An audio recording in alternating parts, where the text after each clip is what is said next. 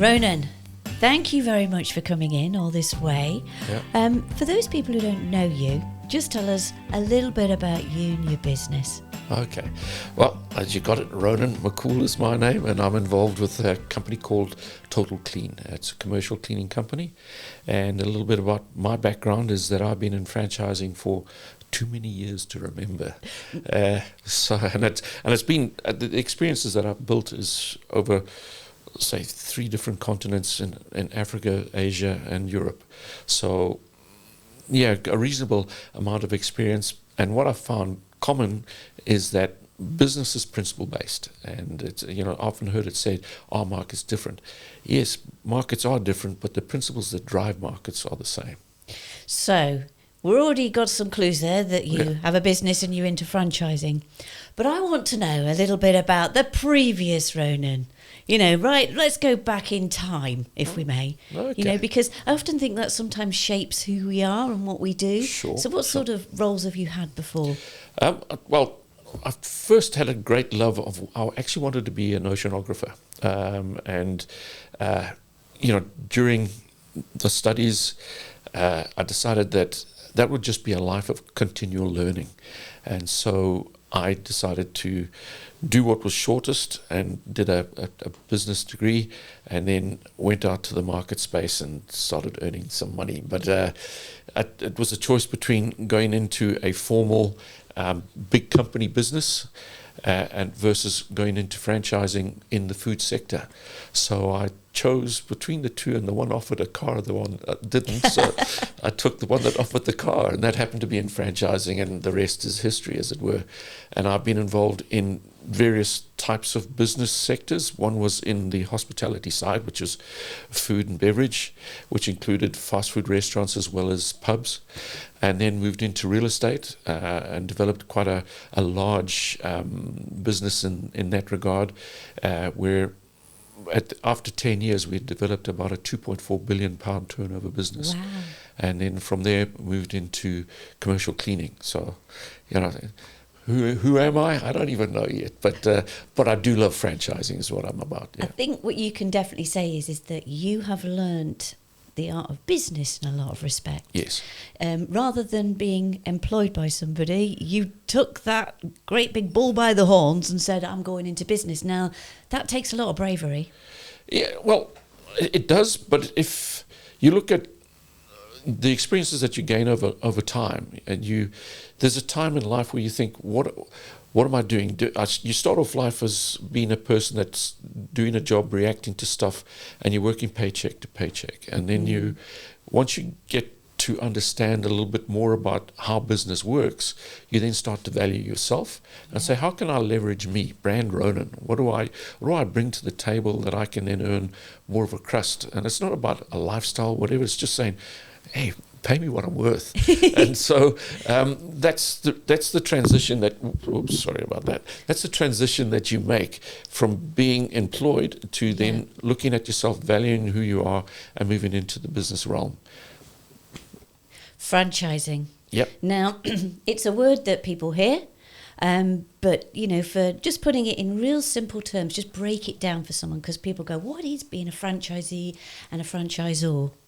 Okay, so the franchisor side of things is where they've been in business doing whatever it is that they do. And they, over a period of time, have developed systems of how to, and also learn from the mistakes of what they've done over the years and put them into methodologies that work. Yeah.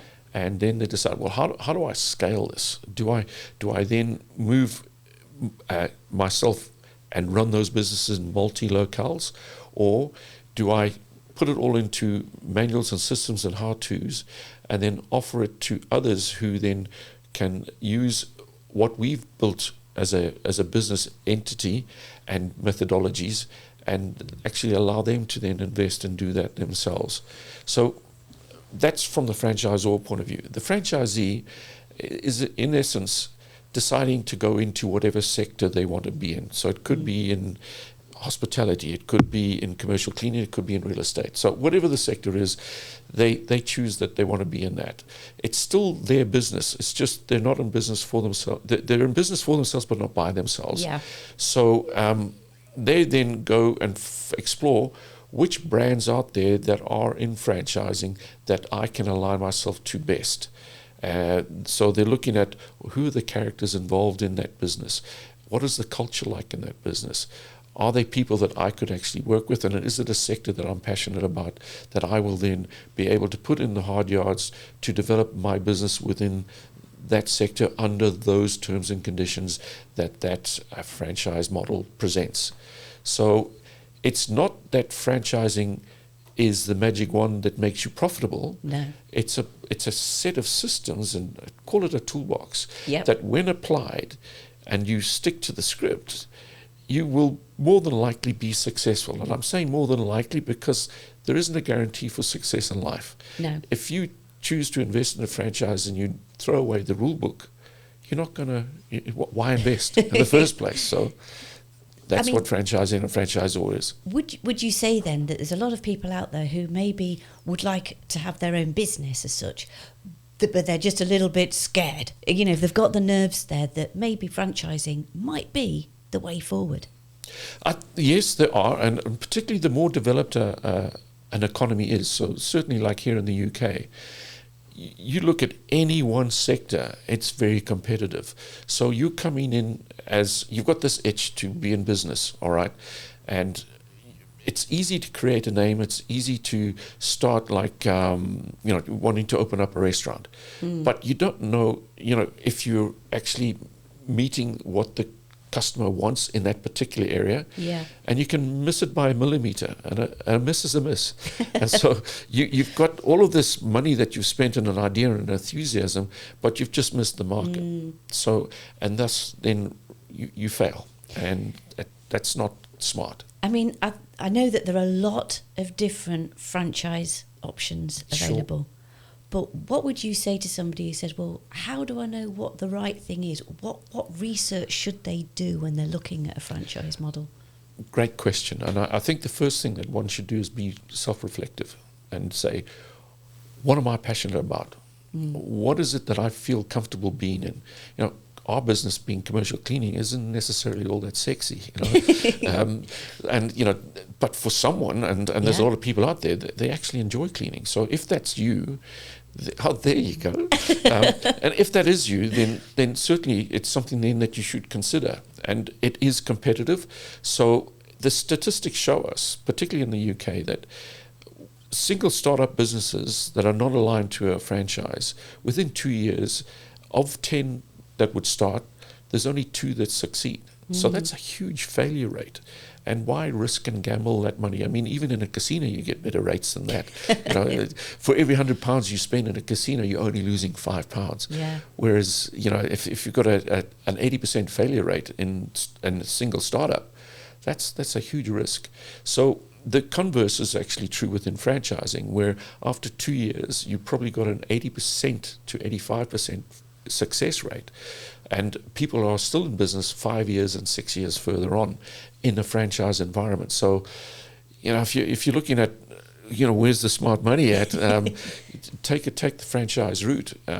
The downside of franchising, before you ask me that question, I was just about to say, what is the downside? It's like a marriage. If there's good and bad marriages, would you agree? And so it's that marriage, and I'm talking about the passion. If you join your drive and passion about what it is that you want to do with a right fit cultured company that you've researched, the two of you joining together is not 2. It's got to be 3, 4, and 5. So the synergy of the joining is a leverage and a multiple, rather than just seen as an expense. I mean, when is actually the right time to start a business? Because there are a lot of young, and I love their optimism and enthusiasm that they're going to be an entrepreneur, they're not working for anybody else. But, do you think there is a right age to do it, or do you think anybody can do it at any age? Anybody can do it at any age as long as the attitude's right. And one of the things that frustrates me about our industry is that in a lot of the material that gets put out there said, support your lifestyle. Business is tough, and you've got to put in the hard yards. And I think it's a bit of a false sale to say that you want to improve your lifestyle. Eventually, yes, you get there, but like I said earlier, it's not a magic wand. So you do have to do all of the things that you need to do in building a business, from being the accountant, being the marketer, being all of those things under one person. Have the structures in place so that when you grow and scale, that you then have a department for those. But you start off compartmentalizing yourself to be all of those. I mean, that's it. You wear a lot of hats, and it can be a bit of a lonely place. But is there anybody who you've ever looked up to in business and thought, oh, yeah, I can take their advice? Certainly, they're not names. It doesn't matter what their names are, but who I look up to is actually good franchisees that I've met over the last 35, 40 years. And they're the people that are organized. They're the people that may even have partners, but they treat their partners as in a structured way where they would meet every week, review what was achieved in the last week, and set themselves goals for the next week ahead. It's it's structure that I've looked at, and it's the integrity of the people that I've met in my lifetime. And without a doubt, it's those people with integrity and planning and organized skills that succeed, fly, and flourish within the franchise network. Yeah. Do you think it does lend to people who are organised and disciplined and can do it? Because there are a lot of people who think, you know what, I'd love to look at my business and make it into a franchising model. What do you think your core skills need to be? So that's a two-part answer that I must give to that. On the franchisor side, when you're setting up your franchise model, you definitely need to have something that's replicable. Or cookie crunch would be the right the term to use. And it's to put all of the systems in place so that when the franchisee who wants to invest in that, he knows that there's a how-to for any particular aspect that he may face in that business, from its operations. What's the marketing planning need to be? How do I target a market? What do I need to do to grow my business? All of those, if they need to be put into systems so that when applied, that they can then achieve success. So yes is the answer, that you need to, from a franchisor, need to have those things. And two, that it's easily transferable, that the franchisee that comes in is able to pick up those and avoid the mistakes that we've made as a franchisor over, say, 10, 30 years or whatever it is, the length of time that they've been in business before they started to franchise, that all of those mistakes are avoided by that person coming in. So each person that joins a franchise is standing on the shoulders of the people that preceded them. Yeah. And your skills that you feel that you need to have? The skills are, it's more about personal attributes. It's not a skill. It's sort of like an innate thing. You can learn anything. Yeah. But if the foundation of what it is that you're about, that you've got a desire to succeed, you've got a discipline. You've got to have self-discipline to be able to get up in the morning, and you have to have a bit of vision about forward-focused in where you want to be and how you want to get there, and see where you want to be, and then put the plan in place back to the beginning and the steps that you need to take in order to get to where you want to go. There's different buzzwords around franchising. I got one here that it's a multi-level scheme.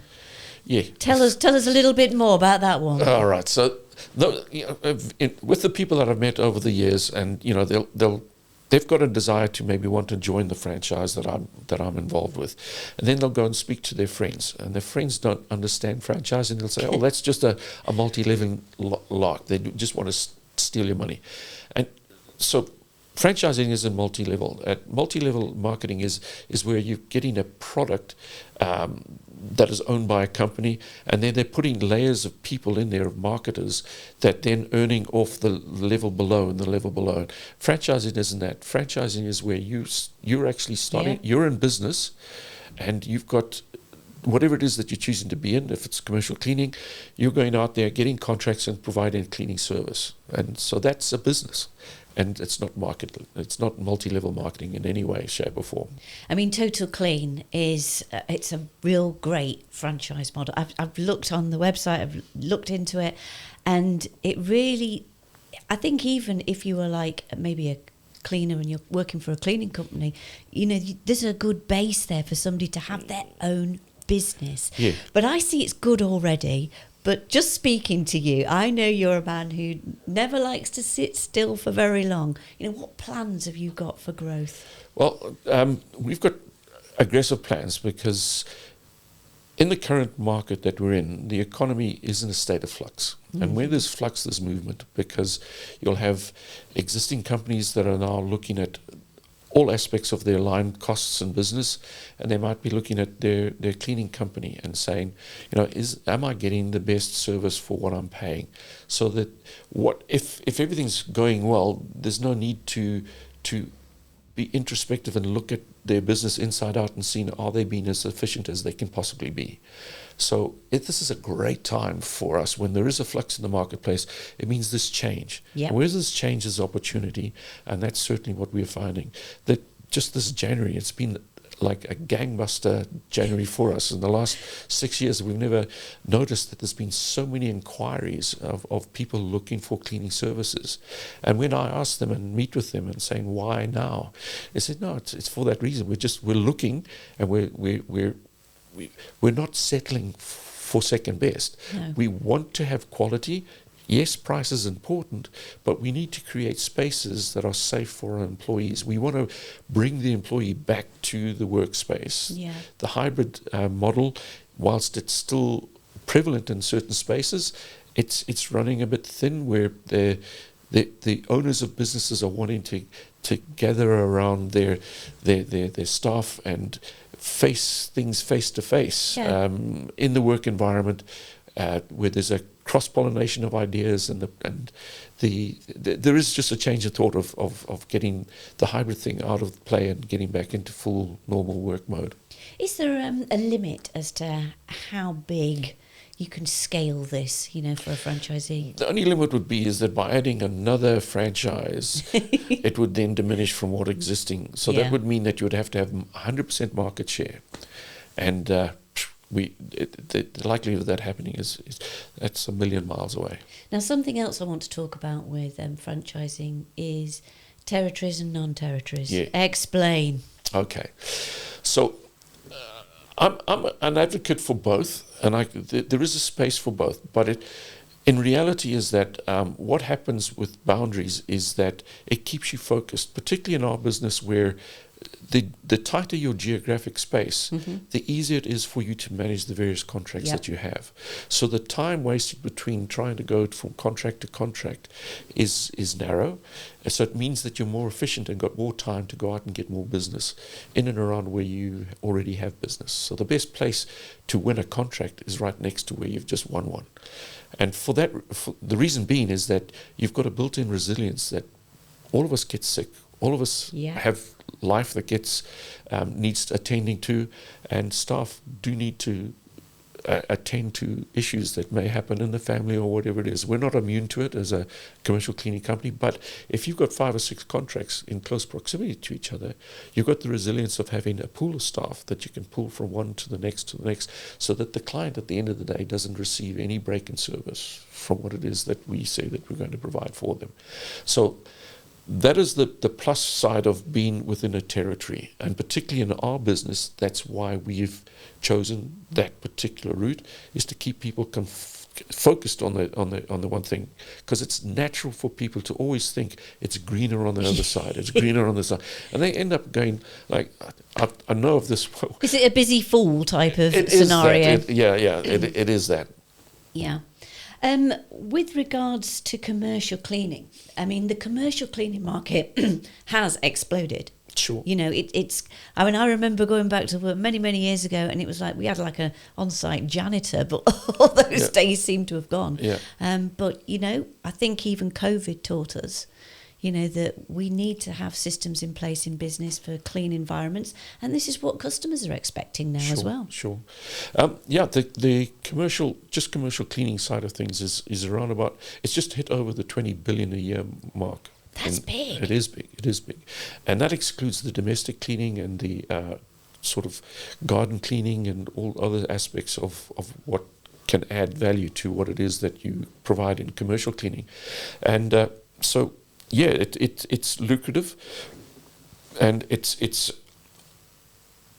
I think that it's one that's very sustainable. We've got a built-in obsolescence, because the moment we wipe a surface, the dust comes back. So we always have to come back and do it again, because that's what cleaning is. And I think what you mentioned about COVID is that the companies are more aware about the importance of keeping things safe and clean for their clients and for their own staff. So yeah, the detail of what we provide, the technology that is around, and the improvement of equipment that provides a better finish to the type of cleaning provided, as well as the application of chemicals.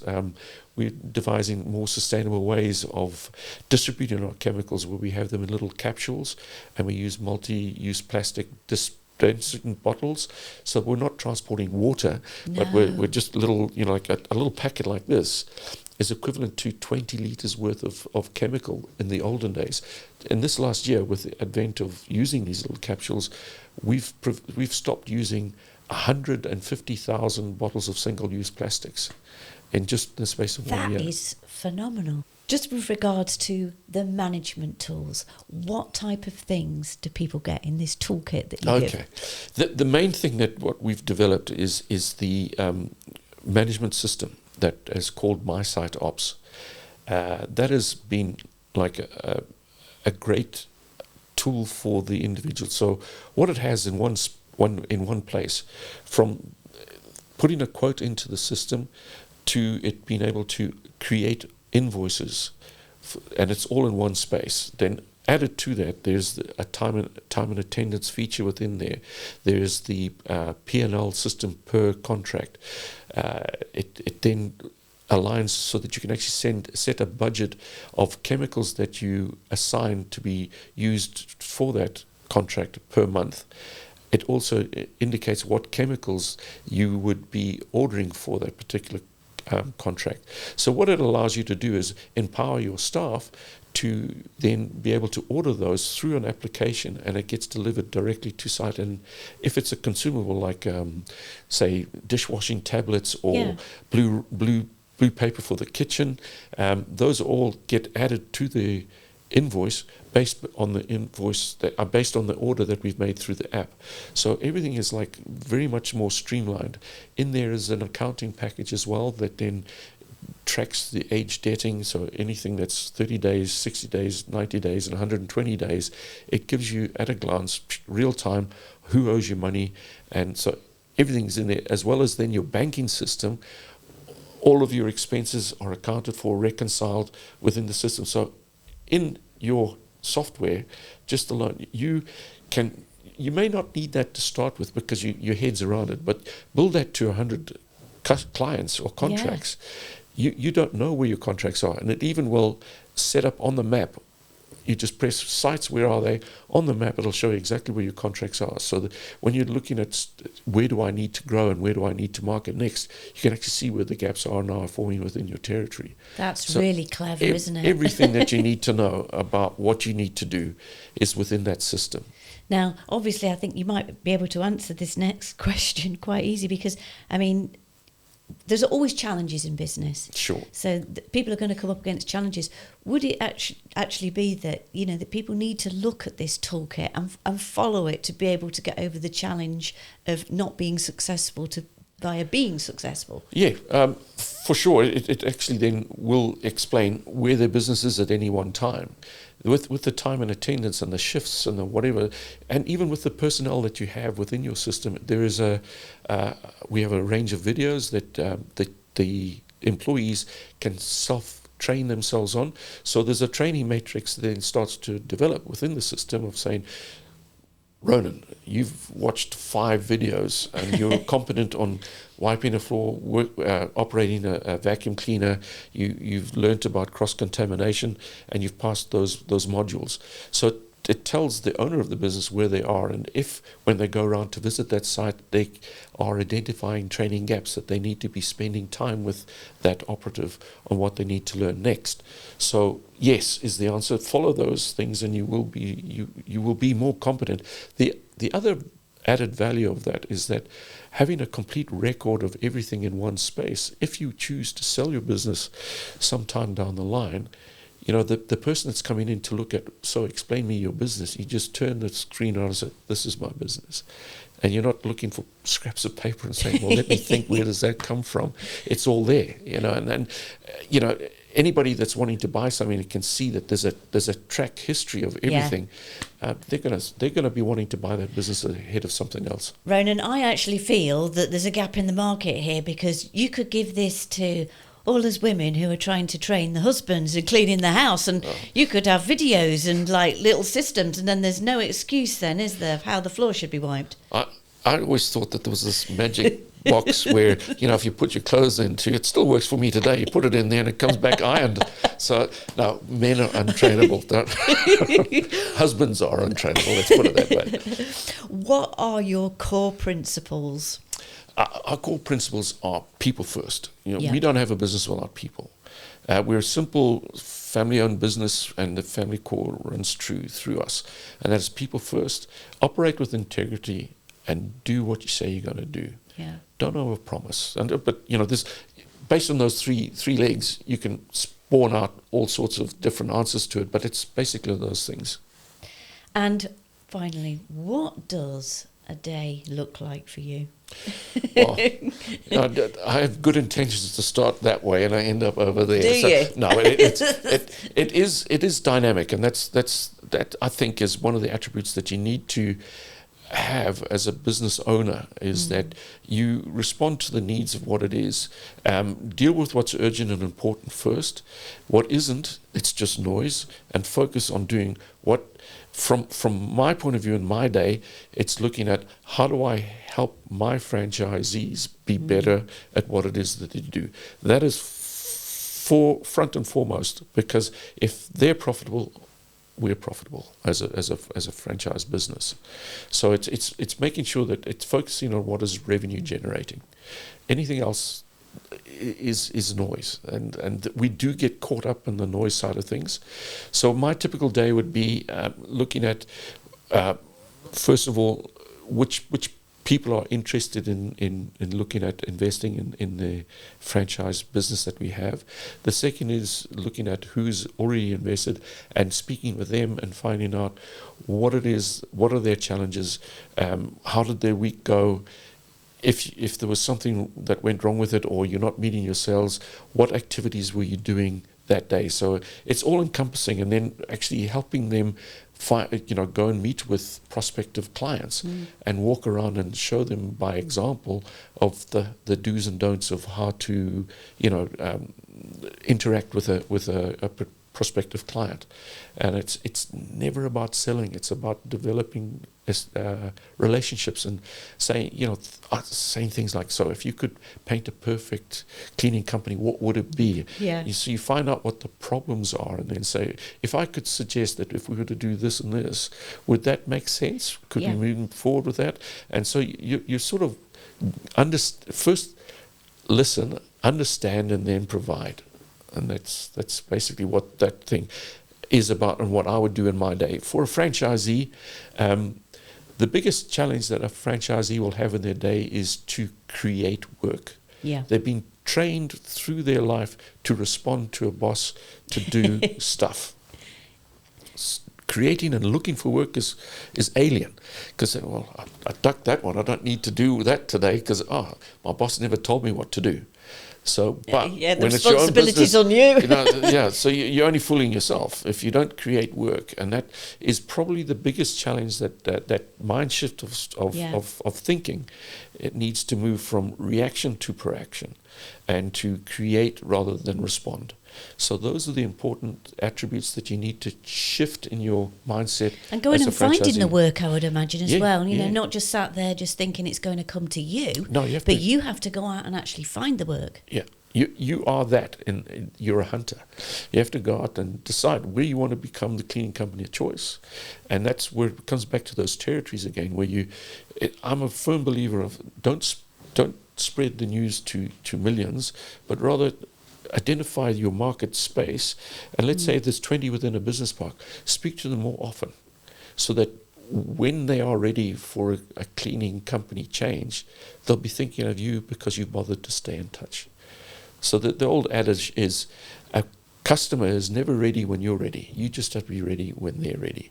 And by having that farming approach of constantly staying in touch with your target market is where you're going to get the best success. So it's not an event, it's a campaign in a franchisee's life.